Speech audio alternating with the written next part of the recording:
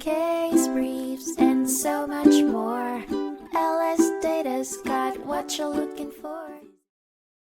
In 2014, the United States Court of Appeals for the Sixth Circuit heard the case United States v. Payton, which centered on sentencing guidelines and a judge's responsibility to provide a sufficient explanation for imposed sentences.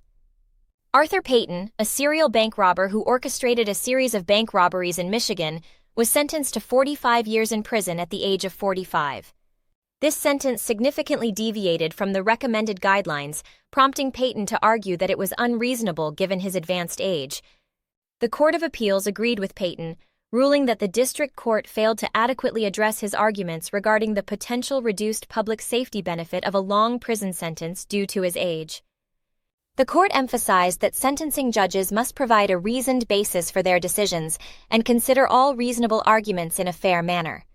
As a result, Payton's sentence was vacated, and the case was remanded for further proceedings in line with the court's opinion.